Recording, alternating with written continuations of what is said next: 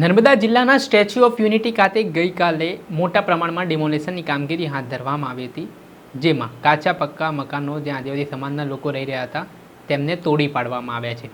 આને લઈને આદિવાસી સમાજમાં ભારે રોષ પણ જોવા મળી રહ્યો છે। ત્યારે આદિવાસી નેતા આમ આદમી પાર્ટીના નર્મદા જિલ્લા પ્રમુખ નિરંજન વસાવા જ્યારે તે પીડિતોની મુલાકાત લેવા માટે પહોંચ્યા હતા તે દરમિયાન તેમને પીડિતોને મળવા દેવામાં નથી આવ્યા અને તેમની સાથે ઉદ્ધતાઈભર્યું વર્તન કરવામાં આવ્યું હોય તે પ્રકારના આરોપો તેઓ તંત્ર ઉપર લગાવી રહ્યા છે। સાથે તેઓ શું પ્રહાર કરી રહ્યા છે વિગતે વાત કરીએ। વૈષ્ણવજન તો તેને કહીએ જે પીડ પરાઈ જાનાને રે। નમસ્કાર દર્શક મિત્રો, નવજીવન ન્યૂઝમાં આપનું સ્વાગત છે। હું છું ફૈઝાન। ગઈકાલે નર્મદા જિલ્લામાં સ્ટેચ્યુ ઓફ યુનિટી ખાતે જે 34 જેટલી દુકાનો કાચા પાકા મકાનો આવેલા છે તેને તંત્ર દ્વારા તોડી પાડવામાં આવ્યા છે। આ ડિમોલેશનની કામગીરી સામે આદિવાસી સમાજમાં ભારે આક્રોશ જોવા મળી રહ્યો છે। આદિવાસી સમાજનું કહેવું છે કે આ જમીનો તેમની છે, તેઓ ઘણા વર્ષોથી અહીંયા વસવાટ કરી રહ્યા છે અને રોજીરોટી માટે જે દુકાનો બનાવવામાં આવી હતી પરંતુ તે પણ રોજીરોટી તંત્રએ છીનવી લીધી છે। આના જ કારણે હવે આદિવાસી સમાજને ત્યાંથી વિસ્થાપિત થવાનો વારો આવ્યો છે અને આને લઈને આદિવાસી નેતાઓની પણ પ્રતિક્રિયાઓ સામે આવી રહી છે। આ મામલાના સંદર્ભમાં જે ડિમોલેશનમાં પીડિત લોકો છે તેમને મળવા માટે આદિવાસી નેતા અને આમ આદમી પાર્ટીના જિલ્લા પ્રમુખ નિરંજન વસાવા જ્યારે સ્ટેચ્યુ ઓફ યુનિટી ખાતે જઈ રહ્યા હતા તે દરમિયાન તેમણે પ્રશાસન ઉપર ગંભીર આરોપ કરવાની શરૂઆત કરી છે। તેઓ પોલીસ ઉપર આરોપ લગાવતા કહી રહ્યા છે કે તેમની ચાવી છે વાહનમાંથી કાઢી લેવામાં આવી, તેમની સાથે ઉદ્ધતાઈભર્યું વર્તન કરવામાં આવ્યું। એટલું જ નહીં, જે અન્ય પત્રકારો પણ હતા, પત્રકારો પણ આ સમગ્ર જે ડિમોલેશનનો મામલો સામે આવ્યો છે તો તે કવરેજ કરવા માટે પહોંચ્યા હતા ત્યારે તેમના આરોપ સામે આવી રહ્યા છે કે પત્રકારો સાથે પણ તંત્રના લોકોએ ઉદ્ધતાઈભર્યું વર્તન કર્યું હતું અને કવર કરવા દીધા નહોતા આ સમાચાર। તેને જ લઈને અનેક પ્રકારની ચર્ચાઓ પણ વેગવાન બની છે। પહેલાં તો નિરંજન વસાવાએ પોતાની સાથે બનેલી આખી ઘટના વિશે માહિતી આપી છે અને શું જણાવી રહ્યા છે તેઓ તે સાંભળી લો।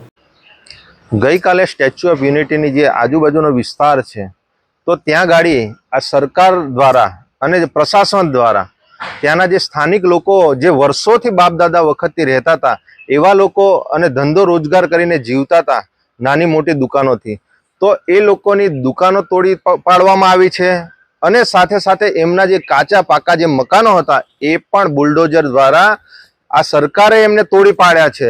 અને જ્યારે અમે ત્યાં ગાડી ગયા અને ગોરા બ્રિજ પાસે અમને રોકવામાં આવ્યા, અમારી જે ગાડી હતી એ ગાડીમાં પોલીસ દ્વારા એની ચાવી પણ કાઢી લેવામાં આવી।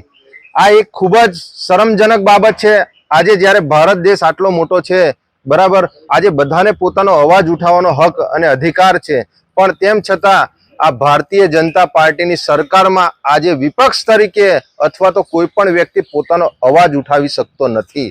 અને સાથે સાથે ખરેખર જો સરકાર અને તે ત્યાંનું પ્રશાસન જો સાચું કરી રહ્યું હતું તો આજે જે લોકલ મીડિયા છે અને સાથે સાથે ગુજરાતની મીડિયા અહીંયા ગાડી આવી આ સ્ટેચ્યુ ઓફ યુનિટી જે વિસ્તાર છે ત્યાં ગાડી દુકાનો તોડી રહ્યા હતા અને ત્યાં ગાડી જે કાચા પાકા જે મકાનો છે એ તોડી રહ્યા હતા, તો મીડિયાને પણ એમણે જવા દીધા નથી। જ્યારે મીડિયાએ એમને સવાલ પૂછ્યો કે અમને કેમ નથી જવા દેતા તો એ લોકો જોડે પણ ઝપાઝપી કરવામાં આવી છે। આજે જે ટ્રાઇબલ વિસ્તાર છે આ ટ્રાઇબલ વિસ્તારોમાં અનેકો વાર અમારા આદિવાસી વિસ્તાર અને અન્ય સમાજના લોકોએ ભોગ બનતા આવી રહ્યા છે અને હજુ પણ બની રહ્યા છે। જ્યારે ડેમ બનાવવાનો હતો ત્યારે પણ અમારા જ લોકોએ જમીનો આપી છે। જ્યારે સ્ટેચ્યુ ઓફ યુનિટી બનાવી, બરાબર, ત્યારે પણ આ ભારતીય જનતા પાર્ટીના ધારાસભ્ય હોય, સાંસદ સભ્ય હોય, તાલુકા પંચાયત, જિલ્લા પંચાયતના જે ચૂંટાયેલા પ્રતિનિધિઓ છે એ આખા દેશમાં અને આખા ટ્રાઇબલ વિસ્તારમાં ગામડે ગામડે જઈ અને એમને લોખંડ ઉઘરાવ્યું છે અને એ લોકો મોઢું ફાડી ફાડીને કહેતા હતા મીડિયામાં કે અહીંયા ગાડી સ્થાનિક લોકોને રોજગારી આપીશું, એમને સારામાં સારી વ્યવસ્થાઓ કરી આપીશું। પણ આજે આ લોકોની પરિસ્થિતિ શું છે તમે જુઓ। આજે મીડિયાને ત્યાં જવા નથી દેતા, અમારા જેવા લોકલ લીડરોને ત્યાં ગાડી જવા નથી દેતા, અમને નજરકેદ કરવામાં આવી રહ્યા છે। આજે જે આ અહીંયા અમારી જ બાજુમાં જે ભરૂચ જિલ્લો છે ત્યાં ગાડી જે જેટકો પ્રોજેક્ટ, જેટકો જે જીઆઈડીસી છે ત્યાં ગાડી પણ હજારો હેક્ટર જમીન અમારી પચાવી લેવામાં આવી આ સરકાર દ્વારા। આ નસવાડી તાલુકો છે, નસવાડી તાલુકામાં પણ હાઇડ્રો પ્રોજેક્ટ આવે છે, ત્યાં ગાડી પણ ફક્ત ને ફક્ત જે આદિવાસી વિસ્તારમાં જે જમીનો આવેલી છે ફક્ત ને ફક્ત એને ટાર્ગેટ કરવામાં આવે છે। ગઈકાલે ભરૂચ જિલ્લાની, નર્મદા જિલ્લાની, છોટાઉદેપુર જિલ્લાની તમામ પોલીસોને અહીંયા ગાડી લાવી અને જે દરેક નાકાઓ એમણે બંધ કરી દીધા. આ સરકાર કરવા શું માંગી રહી છે?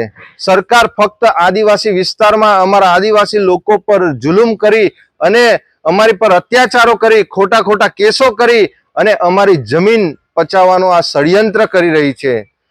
આજે જે મોટી મોટી જે ઇન્ડસ્ટ્રીયલ જે કંપનીઓ છે, જે મોટા મોટા લાખો કરોડોપતિ જે બિઝનેસમેનો છે, આ સસ્તામાં જમીન લઈ અને આ સરકાર આ અમારી જમીનો પચાવી અને અમારા આદિવાસી લોકોની જે માનસિકતા છે, અમારા આદિવાસી જે લીડરો છે, એ સાંસદ સભ્ય હોય, ધારાસભ્ય હોય, એ પણ આજે મૌન કેમ છે? આટલી બધી દુઃખદ ઘટના બને છે તો કમસે કમ એમણે ત્યાં ગાડી આવી અને ત્યાંના જે સ્થાનિક લોકો છે અથવા તો જે પ્રશાસન છે એમને પણ કહેવું જોઈતું હતું કે ભાઈ આ તો બાપ દાદા વખતની જમીનો છે, એમને પણ એવી કોઈક વ્યવસ્થા કરી આપો કે જેથી કરીને એ લોકો પોતાની રોજગારી મેળવી શકે.